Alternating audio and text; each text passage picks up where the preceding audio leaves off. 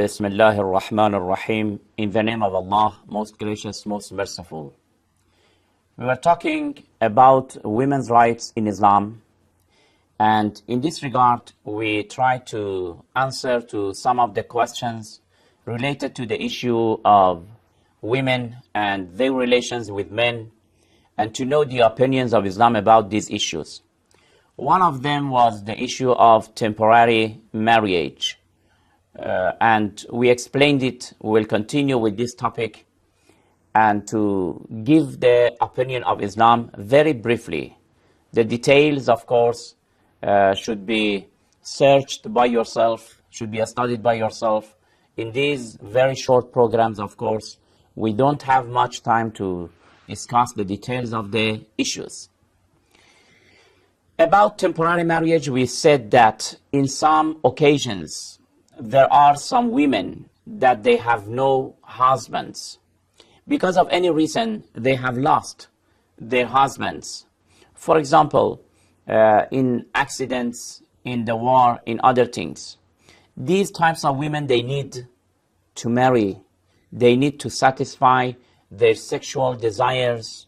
And this is a faculty that is with any human being. We can't deny it. We can't suppress it. We should satisfy it, but in a very right way, in a very chaste way. Another issue is that sometimes some people do not have facilities to marry. Young boys and girls, they have traveled, for example, and they are studying in universities. They are young, and you know that a young boy, a young girl, they are in an age that their faculty of passion is very active, very powerful. If they don't satisfy this sexual instinct, then it will result into corruption. In such cases that these boys and girls, they are studying, and their sexual instinct is very powerful, and they can't marry permanently. What should they do? What is your solution? Do you want to tell them to suppress their sexual instinct? It is not possible. Do you want to say that let's to go on the streets and to spread the issue of prostitution? Of course, not logically it is accepted, not legally it is accepted, not morally it is accepted. This is not a good way at all. Islam says that in such cases you can marry with a girl temporarily, not permanently. For example, for 1 year, for 2 years, for that 4 years, for example, that you are studying. Then mentally and spiritually, the boy and the girl shall continue to study very peacefully. This is what psychologists say. Some people have misunderstood, and they have said that this temporary marriage is like, in fact, prostitution. There is no difference. But it is very much different with prostitution. Temporary marriage is a marriage. In Islam, we have two types of marriages: permanent marriage and temporary marriage. And this temporary marriage has a lot of conditions that the permanent marriage does it. For example, first of all, about contract. You see, when you want to marry in Islam, you have to say a sentence. We call it صيغة العقد. For example, أنكحتك وزوجتك ومتعتك, or أنكحت نفسي, etc., etc. In Arabic, it should be said. This is the contractual phrase or sentence that, from the Islamic point of view, it should be said. Both permanent marriage and temporary marriage, they have this condition. There is no difference.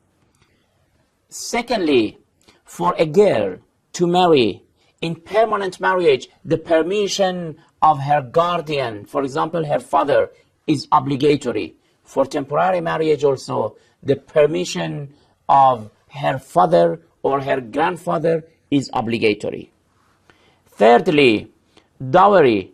In permanent marriage, man must fix an amount of money or something in the form of object as dowry. Dowry is temporary, marriage also is obligatory. Fourthly, in temporary marriage, you are not allowed to marry two sisters at the same time. Exactly in permanent marriage also, it is not allowed to do it. It means that temporary marriage is like permanent marriage. You are not allowed to marry two sisters at once. Yes, if you married a girl, then because of any reason, for example, you divorced her, or she died, for example, then you can marry her sister, but not at the same time. In this issue, permanent marriage and temporary marriage does not make any difference. Another similarity between these two marriages is the issue of alimony and nafaqa, or paying for the expenses of the children. If there are any children out of that marriage, the expenses of them is on the shoulder of the man. Another similarity is that when in a permanent marriage, a man divorces, for example, his wife, the wife cannot marry again immediately. She should wait for some time, for a period. We call it al-iddah. That period must be observed by woman. She cannot marry again immediately. Exactly for temporary marriage, this period is obligatory. Then, brothers and sisters, let's be fair. Is this temporary marriage in Islam exactly with the issue of prostitution? Not at all. In a prostitute, a woman who is in this way, today she is with one man, tomorrow with another man, the next day with another man, even maybe this hour and next hour. But in temporary marriage, this lady belongs to that man. That man is with this lady. And when it expired, the time of temporary marriage expired, the lady must wait for some time. This period of waiting is called al-iddah. She cannot marry even temporarily with another man immediately.